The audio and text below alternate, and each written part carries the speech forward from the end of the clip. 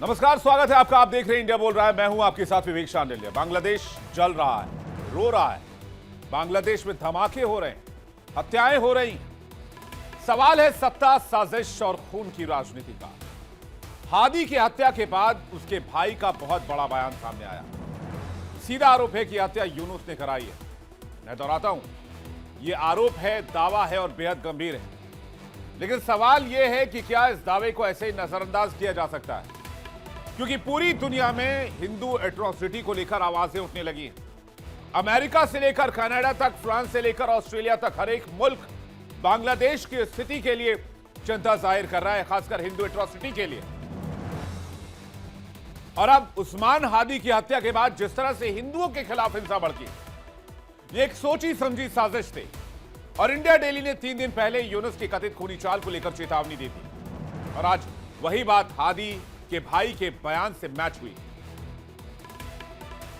हमने India daily में India बोल रहा है मैं आपको सबसे पहले बताया था कि यूनुस ने कैसे इस प्लानिंग को करने की कोशिश की, जिसे यूनुस अपनी ताकत से, अपनी रसूख से दबाने की कोशिश कर रहा है। लेकिन बांग्लादेश की सड़कों पर हिंसा है, डर है, सत्ता के खिलाफ गुस्सा है। और इस बीच सुपर पावर देश बांग्लादेश को खुली चेतावनी दे रहे हैं। साफ कहा जा रहा है हिंसा बंद करो, लोकतंत्र बहाल करो। लेकिन यूनुस गद्दी छोड़ने के लिए तैयार नहीं है। आज इसी पर सबसे बड़ी चर्चा बताएंगे आपको। इंडिया डेली की खबर पर कैसे लगी मोहर, जो हमने आपको इंडिया बोल रहा है में बताई थी। आज बांग्लादेश जल रहा है, पाकिस्तान के रास्ते पर चल रहा है। बांग्लादेश में हत्याएं हो रही है, बांग्लादेश में धमाके हो रहे हैं। और एक साल में बांग्लादेश की हालत बद से बदतर हो गई है, खासकर जब से वो पाकिस्तान के साथ हुआ है। और इस तमाम घटनाक्रमों के बीच में एक नाम जो बार बार उभर कर सामने आता है, वो है मोहम्मद यूनुस का। बांग्लादेश में एक मर्डर और आरोप सीधा यूनुस पर। एक सरकार जो सवालों से भागती नजर आ रही है। यूनुस भाग रहा है हर उस सवाल से जो बांग्लादेश में लोकतंत्र स्थापित करने के लिए जरूरी है। यूनुस साजिश कर रहा है, यूनुस प्रोपेगेंडा कर रहा है, यूनुस भारत के खिलाफ एजेंडा चला रहा है। हादी की हत्या के बाद उसके भाई ने जो कहा सिर्फ एक बयान नहीं है, वो खुली चुनौती है बांग्लादेश की सत्ता के लिए, कि बांग्लादेश की सत्ता में तानाशाही का आगमन हो चुका है। हादी के भाई ने साफ साफ कहा यह कोई आम हत्या नहीं है, इस साजिश के तार सीधे यूनुस तक जाते हैं। आपको यकीन ना हो तो हादी के भाई का यह बयान सुनिए। আপনারাই ওসমান হাদিকে হত্যা করিয়েছেন, আবার আপনারা এটাকে ইস্যু করে নির্বাচন বানচাল করার চেষ্টা করতেছেন, তা আমরা কখনোই হতে দিব না। ওসমান হাদি বলেছিলেন ফেব্রুয়ারিতে দেশে নির্বাচন হতে হবে এবং সেই নির্বাচন করার জন্য সে প্রস্তুতি নিয়ে মাঠে নেমেছিল, কিন্তু তাকেই হত্যা করে নির্বাচন বাধাগ্রস্ত করার চেষ্টা হচ্ছে।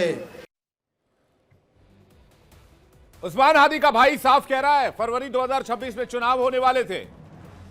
यूनुस चुनाव से डर गया था, इसलिए चुनाव टालने के लिए उसने हादी की हत्या करवा दी। क्या यूनुस सरकार आलोचकों को रास्ते से हटाने की साजिश कर रही है, राजनीति कर रही है? हादी के भाई का आरोप क्लियर है। हादी के भाई शरीफ उमर ने कट्टरपंथी यूनुस की पूरी पोल खोलकर रख दी है। शरीफ उमर ने कहा कि यूनुस सरकार ने उस्मान हादी की हत्या करवाई है। चुनाव रोकने के लिए हादी का मर्डर किया गया। फरवरी में चुनाव लड़ना चाहता था हादी और हादी पॉपुलर हो गया था। चुनाव में हार के डर से हादी की हत्या करवाई गई। ये शरीफ उमर का आज का बयान है। और आप यकीन नहीं मानेंगे, आपके इस फेवरेट शो में मैंने 2 दिन पहले मुनीर की इस कॉन्स्पिरेसी का खुलासा किया था। 2-3 दिन पहले इंडिया डेली के इंडिया बोल रहा है आपके फेवरेट शो में हमने यूनुस की इस खूनी चाल के बारे में बताया था। और आज उसी खूनी चाल की गवाही हादी के भाई ने दी है। यानी इंडिया डेली में इंडिया बोल रहा है की खबर पर यूनुस के भाई ने मुहर लगाई। कट्टरपंथी यूनुस की खूनी स्क्रिप्ट से पर्दा उठ चुका है। बड़ी खबर आपको बता रहे हैं, इंडिया डेली की खबर पर हादी के भाई ने मुहर लगाई। हादी के भाई ने कहा कि हत्या की साजिश यूनुस की साजिश है। कंफर्म इंडिया बोल रहा है मैं शो में हमने 3 दिन पहले यह खबर आपको दिखाई थी, और हमने डिटेल से बताया था कि कैसे इलेक्शन के दरमियान यह प्लानिंग की जा रही, क्योंकि इलेक्शन सिर पर है। यकीन ना हो तो मैं आपको इंडिया बोल रहा है का वो हिस्सा सुनवाता हूं, सुनिए। और यूनुस किस तरह से काम कर रहा है वो भी मैं आपको बता देता हूं। यही दंगाइयों का बॉस है। खुद हादी को गोली मरवाई, खुद इस कार्रवाई पर चुप रहा, इसके बाद बांग्लादेश में भारत विरोधी हिंसा भड़काई, एक्शन नहीं लिया, मीडिया संस्थानों पर हमले किए गए, जिहादियों को फ्री हैंड दिया गया और जिहादी के जनाजे में यूनुस पहुंचा। है सबसे बड़ा सबूत है, क्योंकि फरवरी में इलेक्शन दोगे, सबसे पहले कुर्सी यूनुस की जाएगी। यानी कट्टरपंथी यूनुस के इशारे पर बांग्लादेश धधक रहा है और वहां की मीडिया ही अब यूनुस को कटघरे में खड़ा कर रही है। तो देखा आपने, मैंने आपके फेवरेट शो इंडिया बोल रहा है में 2 दिन पहले आपको बता दिया था कि यूनुस से साजिश रची है और आज इस बात पर उस्मान हादी के भाई ने मुहर लगाई। हम आपके भरोसे के ऊपर खरे उतरे और हमने आपको बांग्लादेश से ओरिजिनल खबर निकालकर, आज बांग्लादेश में जो कुछ भी हो रहा है वो सिर्फ आंतरिक मामला नहीं रहा है। बांग्लादेश का ये डर्टी गेम पूरी दुनिया में पहुंच गया है। अब तो सुपर पावर देश भी खुलकर चेतावनी दे रहे हैं कि इंडिया से पंगा लेना ठीक नहीं है। दुनिया देख रही है, नोट कर रही है और हिसाब भी होगा। कोई ऐसे ही भारत के खिलाफ एजेंडा फैलाकर बचकर नहीं निकल सकता है। पूरी दुनिया यूनुस सरकार को कटघरे में खड़ा कर रही है। उभरती हुई भारत की एक नई ताकत है। मुल्ला मुनीर के इशारे पर कट्टरपंथी यूनुस ने कानून व्यवस्था को कुचल कर रख दिया है। वो इलेक्शन नहीं कराना चाहता है, बांग्लादेश में हिंदुओं का खून बहाना चाहता है, इस्लामिक कट्टरपंथ चाहता है, डर की राजनीति के सहारे सत्ता की कुर्सी पर बैठा रहना चाहता है, सत्ता बचाने के लिए लाशों के ढेर पर खड़ा होना चाहता है और उसे इस बात से कोई ऐतराज नहीं है। मुल्ला मुनीर ने यूनुस को हिंदुओं के खिलाफ भड़काया और अब वर्ल्ड पावर ने यूनुस को हड़काया है। अमेरिका बांग्लादेश में जल्द से जल्द निष्पक्ष चुनाव हो, यह चाहता है। शेख हसीना की पार्टी आवामी लीग से बैन हटाया जाना चाहिए, यह अमेरिका ने साफ कर दिया। निष्पक्ष चुनाव के लिए अभिव्यक्ति की आजादी जरूरी, एक क्लियर मैसेज है।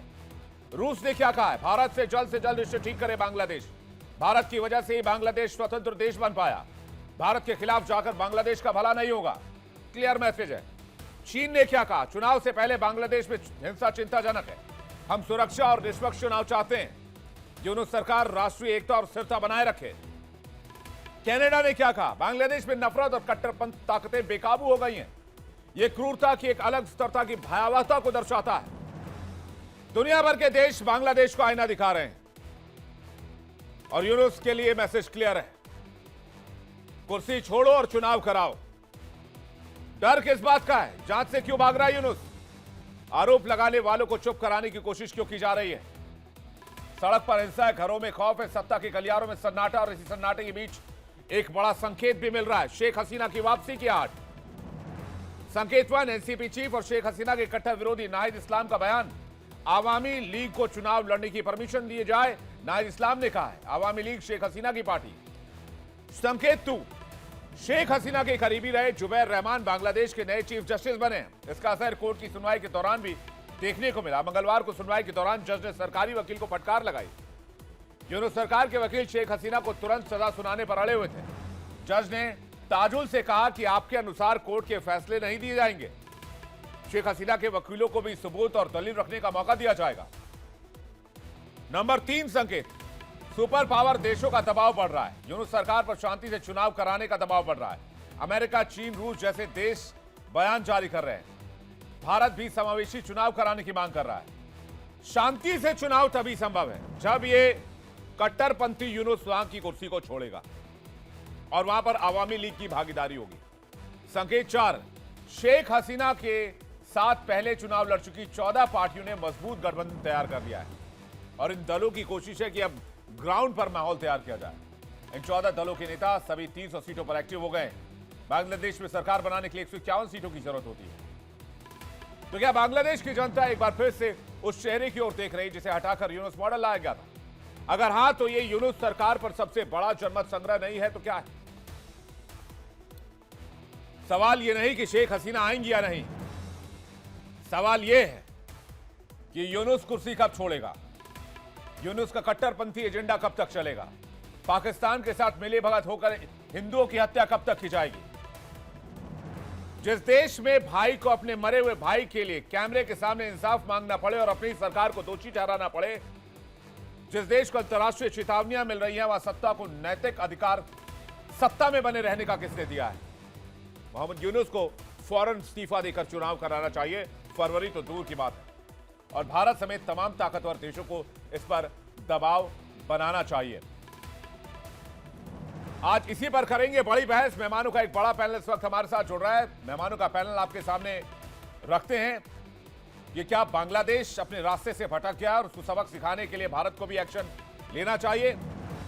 मेहमानों का बड़ा पैनल इस वक्त हमारे साथ है। स्टूडियो में हमें ज्वाइन कर रहे हैं सौरभ दुबे, राजनीतिक विश्लेषक हैं। Doctor S K. दत्ता हमारे साथ जुड़ रहे हैं, फॉरेन एक्सपर्ट, विदेश मामलों की जानकार। कर्नल दिनेश नैन हमारे साथ जुड़ रहे हैं, रक्षा विशेषज्ञ। डॉक्टर सिद्धार्थ देव हमारे साथ जुड़ रहे हैं। सिद्धार्थ दवे जी, बहुत स्वागत है आपका। आप सभी मेहमानों का बहुत स्वागत है आज के इस डिबेट में।